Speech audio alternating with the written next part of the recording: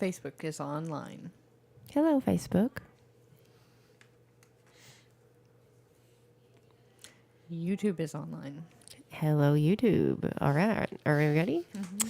This is Andrea Yount. We are preparing for Therapy Thursday, our weekly broadcast on mental health topics. Therapy Thursday is brought to you by Affinity Counseling Services and A Lovely Pause. This is a test. Affinity Counseling Services is located in Piggott, Arkansas, and Kennett, Missouri. We currently have 4 therapists in our office and are taking new clients. To join our sign-up sheet, visit counselingwithaffinity.com. And to find out more, you can call me, Kindred, at 870-324-5122 or 573-840-0440. Thank you. Lovely Pause is a local nonprofit created to provide community education, awareness, coping skills, and support for those with PTSD and other trauma-related disorders. May is Mental Health and Trauma Awareness Month. This month we are featuring our free printables section on our website. We have lots of free resources to help you spot cycles, reduce anxiety, dig deeper, and much more. Check out our freebie section at the bottom of our website. There is something for everyone.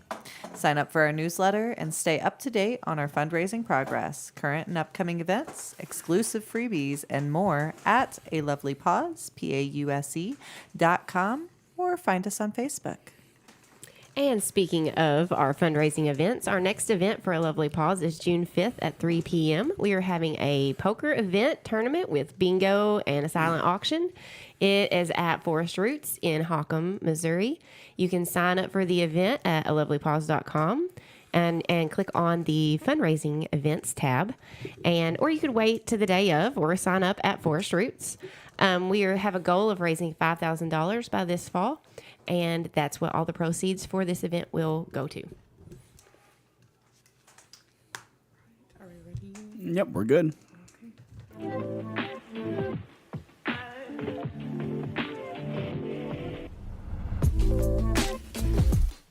Therapy Thursday normalizes discussing mental health topics in a safe, supportive environment, because not being normal is normal. Welcome, everyone, to Therapy Thursday, our weekly installment here at Affinity Counseling Services, where we talk about different mental health topics from a personal and professional perspective. My name is Matthew Yount, lead therapist and president here at Affinity.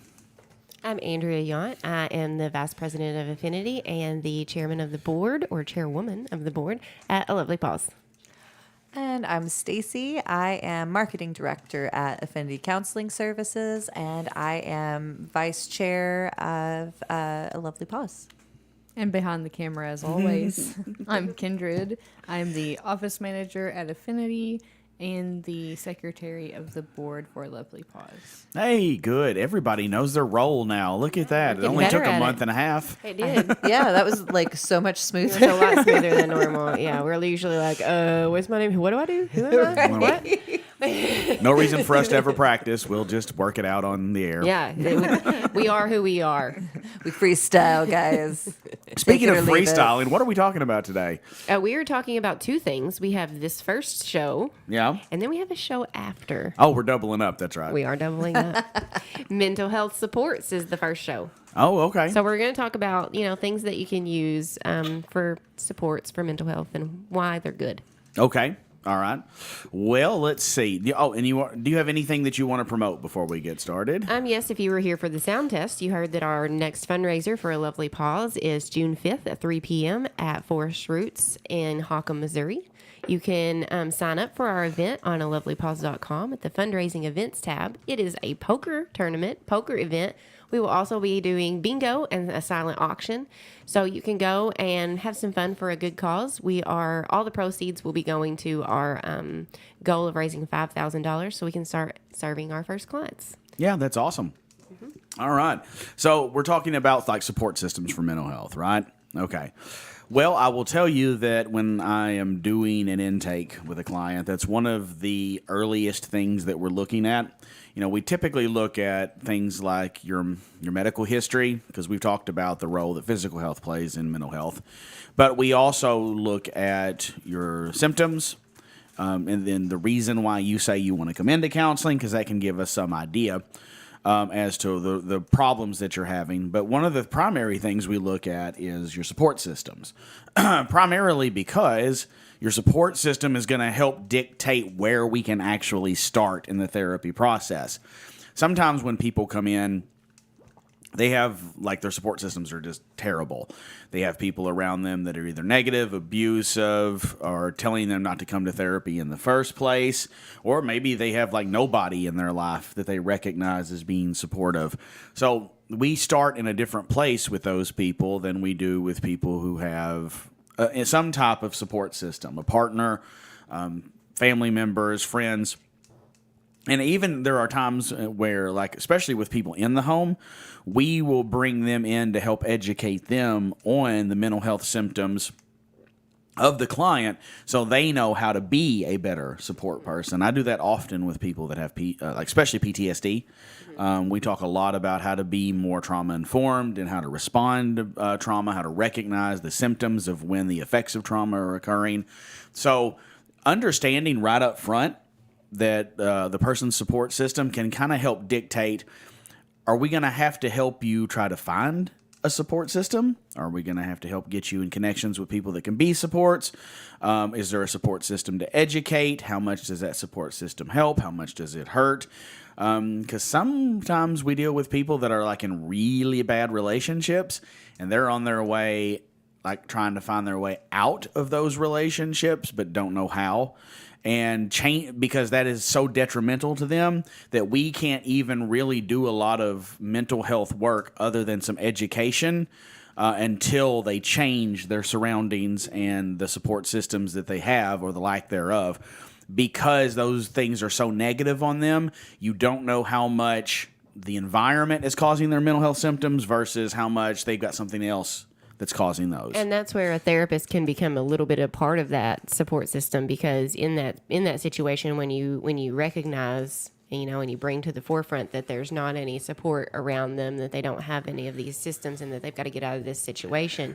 Number one, you're seeing, you're giving them their first big hurdle of healing, right? You're seeing if they're actually going to be able to do this and do the things that they need to do to get on that right path. Mm-hmm. But then you're able to guide them and give them things like, well, this, you could try this, or maybe, because a lot of people don't know the options that are available to them or the resources that are available. And so that's where going into some place like we're a social worker or for therapy or something like that, mm-hmm. that you have that option to be able to know what your resources are. Yep.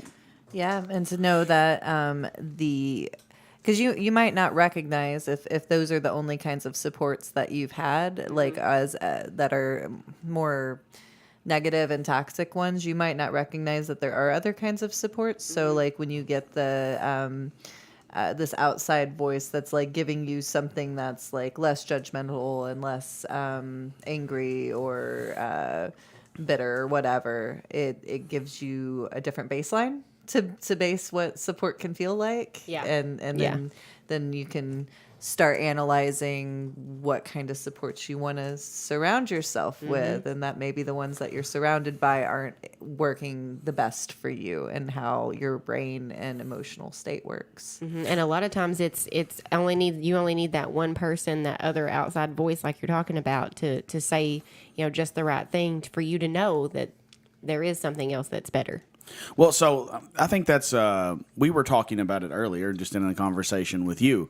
The necessity for a support system especially when you're dealing with mental health, is if you get a good support system, they tend to start to help you recognize what's possible.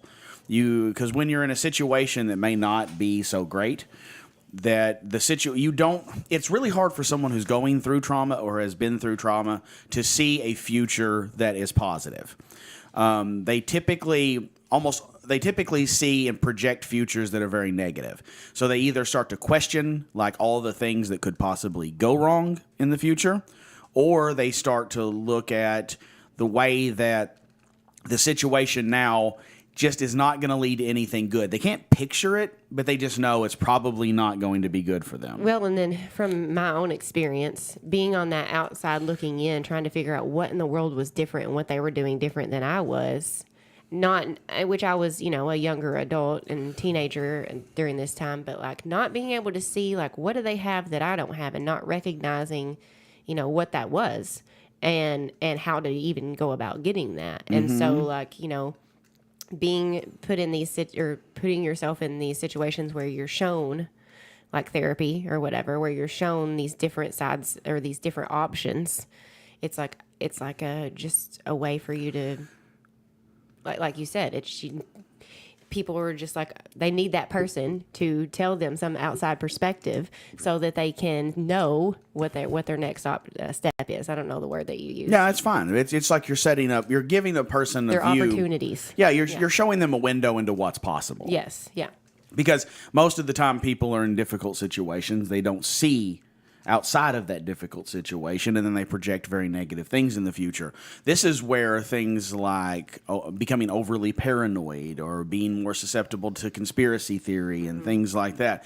People who have been traumatized, who just feel anxious and scared all of the time, they need a place to put that anxiety and that fear.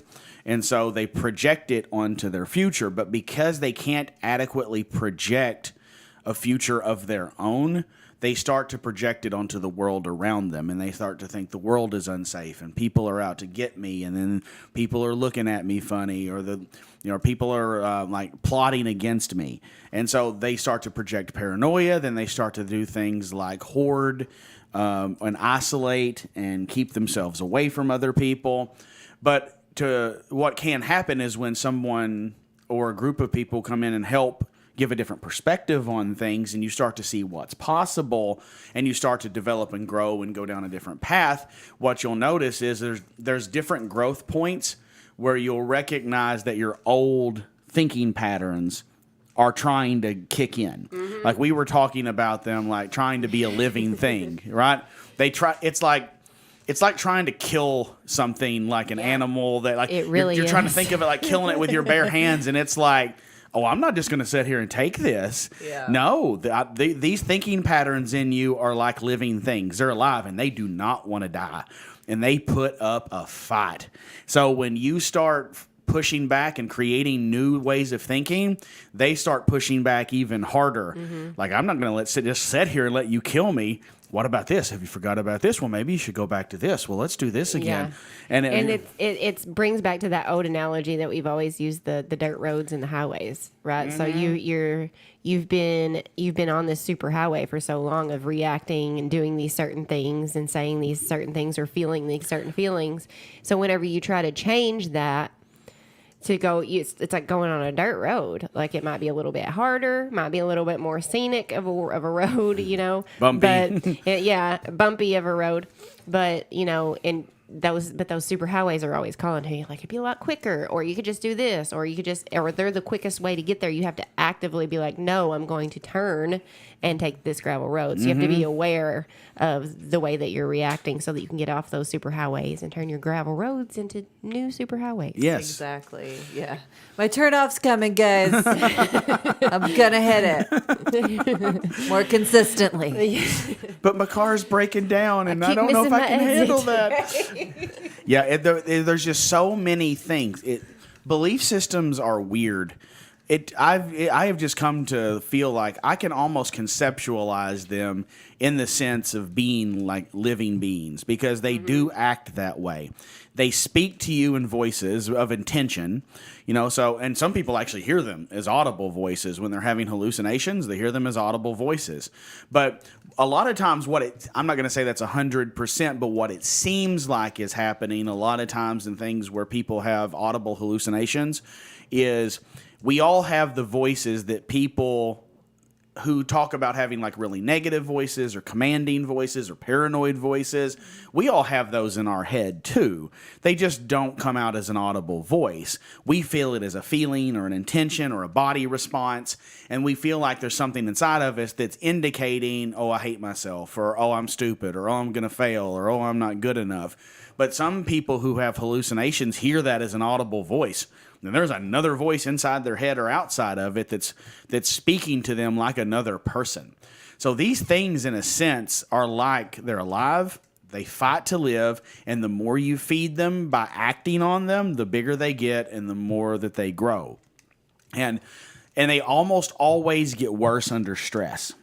It seems like what happens is our brain seems to work off of the idea of like conservation of energy.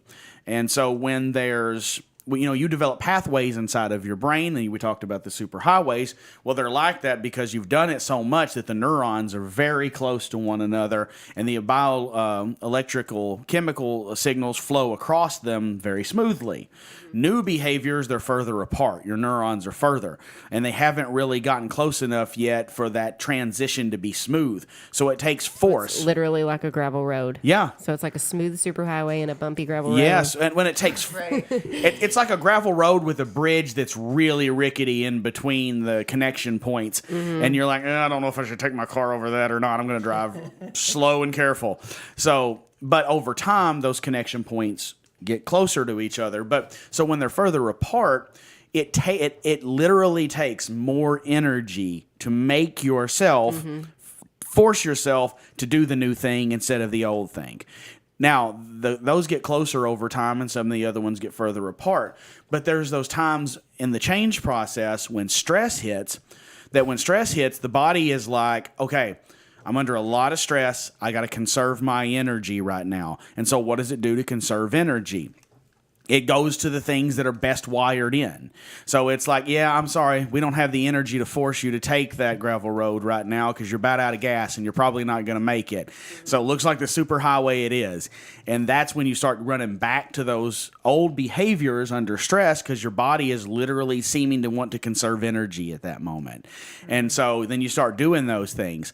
And you notice how when you do those things, you do them almost completely out of impulse. That it's like, why am I doing this? I think of like eating and things like that. It's like, why am I eating this right now? I know this is bad for me. Why am I doing this? And you don't even usually ask yourself till after the moment. That's really nice. That's really nice. Or like smoking. That is not what my brain says. your My brain brain's says like, terrible you're things a about sinner. You're sinning right now. You're going to hell. That's what, Or what about smoking? that's what my brain. smoking too. Yes. Lordy. Yes. Yes. Because you'll be sitting You're there acting on smoking, impulse. and you're like, "Why am I doing this? I don't even want to do this. I'm Well, not." I'm not even really liking this much, but like I kind of am enough Right. to keep doing. So it what right you're now. what you're saying is like you wish you had my internal voices because yours are like, Mine are horrible. yeah, your internal voices just want to tear you apart. What are you doing? What are you doing right now? No, that is not how my voice sounds. Mine is more like, "You really shouldn't be doing this," and I go, "Well, I know." And Oh, I know. I definitely talk back too. That's okay. I'll just make myself feel terrible after I'm done. Thanks. But now the smoking thing is really interesting. I don't know if this is true, but here's my theory on it. Nicotine is a cognitive enhancer. That is true. So it helps you think more clearly. It's one of the reasons people smoke when they're stressed. They think more clearly. I think it may have been Stephen King who said he wrote some of the worst books he ever wrote when he was trying to quit smoking. Because he wasn't thinking very clearly in those moments. But here's why I think it's really hard for people to quit smoking. Because not just the nicotine addiction, because an addiction is addiction, but it can be out of your system in a relatively short amount of time. It's that when you're stressed, your body goes into those conservation of energy state.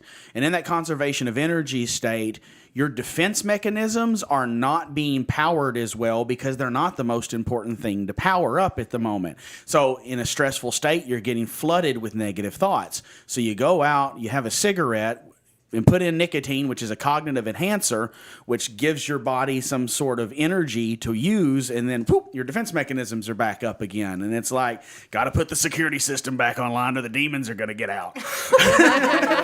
Oh, Lord. Sorry. So just think of it that way. Next time you see somebody smoking and you're judging them for it, they're just keeping their demons at bay. Yeah. Don't judge them too hard. Oh, I mean, I'll think of I that think for we- myself, I guess. Yeah. right, Keep them demons down. self-judge. Shit. I don't typically look at someone else that's smoking like, "You should stop," but self. That's okay. You all were talking over each other. I have no idea what you just said. No, yeah. Don't mind that. We'll beep it later. So, yeah. What? No, exactly. Nothing. Yeah, exactly. That's all right. That happens. Do you need a cigarette? Is that what it is? Keep those We keep demons talking at bay. about it. Keep those demons at bay, Stacey. Golly. All We right. gotta go conquer our Carry demons it later.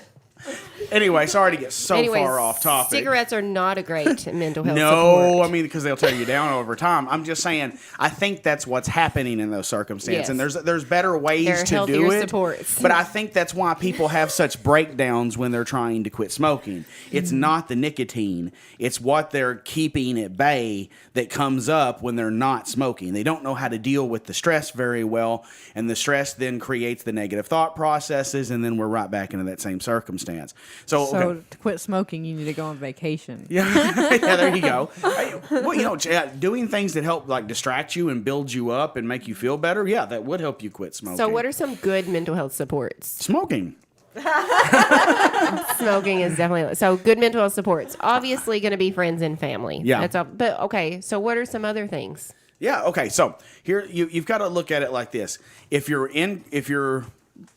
relying on things for supports that are not good for you, you kind of have to think of them as crutches.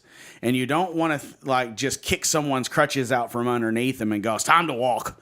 That's a rude Right. way of doing it, and it's not going to work very well. So you got to replace those things, like somebody needs to go through some physical therapy, some rehab, and that's essentially what you're doing here. So when you're trying to get a better support system, first you need, if you can get it, you need people around you that have some positivity, which is why I think things like what you're trying to do with the yoga, the trauma-informed yoga, And a lovely pause. and that's what we about to mention that too, and a lovely pause is a good way to do that, because not only is a lovely pause trying to help people get connected to services that they need, but they can come volunteer. It's building community too. Yes. So they can come volunteer and be around a group of people who have all had to deal with mental health issues at some point in their life and who are doing relatively well, so that your people that can understand what it's like to have mental health issues, see on the other side of those, and make positive changes Yeah. and be a support system for somebody else. So they can find positive people in their life like So that. what if they don't have positive people in their life? So if they don't have positive people in their life, then maybe the most positive person that they're going to have is their therapist. I could say something else. Something that you've always wanted to do, go try it. Like push yourself Yeah, to do sure. those types of things. Yeah, If you've always absolutely. wanted to try a yoga class, go try a yoga class. Something that's going to be calming. You always wanted to paint. There's so many like paint and pours and craft workshops. We've got the craft cow here in town. So there's so many of those types of things around now. Like just go try something new and find people who are doing those things, because those majority of the time, most of those people are there for the same reasons. They're Yep. finding those coping skills to help them in a healthier way. Yeah, sure.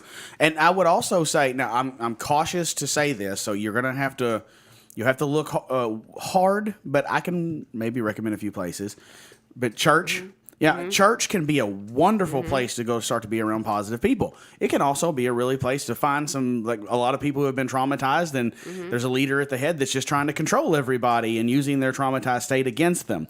So you kind of have to I think it's better to find people that you connect with, and if they go to a church, then go with them. Yes, yeah. But instead of just like, I'm going to go jump around to churches and see what works, because there's a lot, unfortunately, over time, there's a lot of narcissistic, abusive people that have hijacked a religious organization and used it to control other people to get what they want. And that can happen in any organization, any organized structure. So that's why I think it's good to find people that can help connect you to structures and systems that are positive. Right. Because the exact same thing can happen with a therapist. It can happen with yoga. It can happen wherever you're going. Yep. You can go to a therapist, and that therapist is just like, I don't really know what I'm doing, but I am going to try to collect a paycheck. So you want to just talk about your day? How was your day? Or you can get a therapist that's just sitting there like, yeah, okay.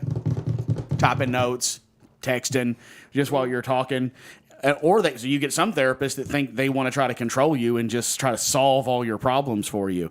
So I think it's better to connect with the people and let the people lead you to good resources and systems from there. Other things people need oftentimes are adequate or effective medical treatment. They need to get their hormones checked, their vitamin levels checked. They need to get their blood pressure, heart rate, all of that stuff checked because that could be contributing to some of their problems. They need to exercise. I know that's one that's overused, but very necessary. It makes you feel good to get positive exercise. Even if it's just like going for a walk for an hour a day. Yeah, absolutely. Go touch grass. Yes. Yeah. That has become a new phrase, I guess. That's one I see on TikTok a lot. Does that mean just go outside? It does. Oh, okay. See, I always thought that was like an insult at some point, but it's like, no, you just need to go outside and actually experience something besides being inside all the time. It probably is kind of an insult, but I meant it lightheartedly. Oh, okay. Fair enough. You mean it in the actual literal sense of you need to go out and feel some grass. Yes. Yeah. So there's those type of support systems that you can get into, but it's mostly don't try to take on too much at one time. If you try to change a lot at once, you're gonna end up overwhelmed, stressed, and right back to where you started because under that stress, you're gonna go right back into the old behaviors again. Pick one thing, change that one thing, get it going pretty good, then focus on the next thing. Sometimes you can do two things at once, and that's okay, but I don't ever recommend more than that. So if people are in a negative relationship that they want to get out of, like in therapy, our first focus would be on how do we get you to a place that's safe? What do you need to get your life going again? If somebody's dealing with addiction, how can we at least start to get you a little bit more clean so that you're showing up for therapy sessions with a clear head? It's just little steps at a time that are manageable, obtainable, and measurable. That's how you start to develop supports. So, yes? No. Oh, I thought you were about to say something. Tell me how you would see if somebody wanted to volunteer for a Lovely Pause. Mm-hmm. What would be the process of doing that, and how would they see doing that would be a the start of a support system for them? I'm glad you asked because we are just now getting that a little more streamlined. Mm-hmm. We do have a link on our website. If you go to alovelypause.com/volunteer, or just go to alovelypause.com and click on the volunteer tab. You can sign up, and we have different options there, different committees that we have that you could be on, different things that you could do depending on what you like to do or what you feel like you're good at, where you could offer your services. We have marketing, we have fundraising, we have all kinds of things. We have just being a leader a leader of volunteers, like we were talking about, just being one of those types of people who just goes around and tries to help get volunteers and leads things for the volunteers. So, I mean, there's all kinds of things that you can do. We also are partnering with the local community garden, and we are going to be sending people over there. Hopefully, we'll be getting a garden plot. We're going to be working on getting that together and working closely with them so that we can do some stuff over there. So that's another great coping skill, a group of people who are over there doing something for their community, for themselves, and for their mental health. Mm-hmm. So that's a great thing to get into if you like gardening or anything like that. They've got a spot over here by the electric company, I think is where it's at, or the water company. I think it's both. I'm not sure. I think it is both, and it's like three birds with one stone. You're getting your physical activity in, you're doing something that's helping others, you're getting involved with a group of people that are towards similar aims. Right. So great coping skills that are in your local communities, and some of you might not be from Piggott, but I bet there's something like that where you're at too. Yes, I know Corning has a community garden that they've got a lot of stuff going on that they're doing there. So. Just get involved with things like that, bettering the community, bettering the people around you, and in turn it betters yourself. Also, as far as volunteering with the Lovely Pause, we have our fundraiser coming up, and we could use some volunteers. We recently started. If you sign up as a volunteer on our website, we will add you to our new Facebook group that is just for Lovely Paws volunteers, where you will be updated on all the things that are going on, what types of jobs are coming up that you could do, and what types of things going on in the community that you can get involved with. Yeah, sounds great. So, wanted to put a little commercial in for you because it does fit. I mean, because I know how positive you all are and how accepting you all are. And I think it can be intimidating for somebody who has not had a support system to look at you guys doing all the things that you do and all being, successful people, that it could be intimidating, like, oh, they won't want to talk to me or they won't get where I'm coming from. I don't think that's a problem. I don't think No. with as many people that's in our group, I'm sure there's somebody that can relate to you. We all have our own stories, and we all have our own issues, and we have openly sat down and discussed those, which makes us closer and makes it better for us to communicate.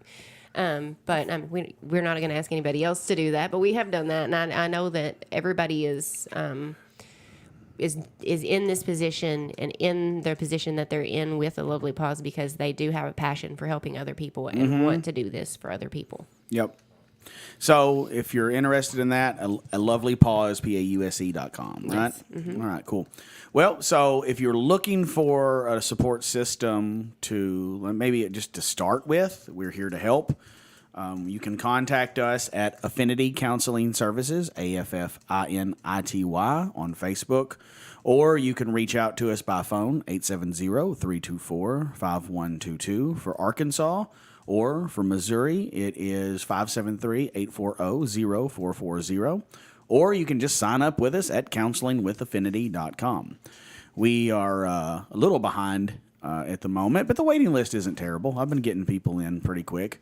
And I'll be ending a class I'm teaching at Black River relatively soon, and by the end of the month, and that'll free up some spots for me too. So, and what about a Lovely Paws? Anything else you want to plug there? Usually you throw something in at the end. Yeah, next month, June, is PTSD Awareness Month, so that's going to we've had mental health awareness and trauma awareness this month, so next month is PTSD Awareness Month, so we're going to go a little bit into that next month of what is trauma. Because I think a lot of people, when they hear trauma, they automatically think something really big, domestic violence, sexual abuse, some type of traumatic event. But trauma is personal. And so we'll go over exactly what that means. And we'll talk more about PTSD and living with PTSD next month and what that's like. Our freebie for next month is a fear response worksheet. So what that is if you sign up for our newsletter, you'll get a code to download a free printable for a fear response worksheet. It goes over what the four fear responses are and has a little journaling at the end for you to reflect on how you react and what your fear responses may be. Very cool. All right. Well, thank you very much for joining us. And if you want to hang around, we're going to do another one here. And if not, that's cool too. Catch us later. So thank you. Bye. Bye, Facebook.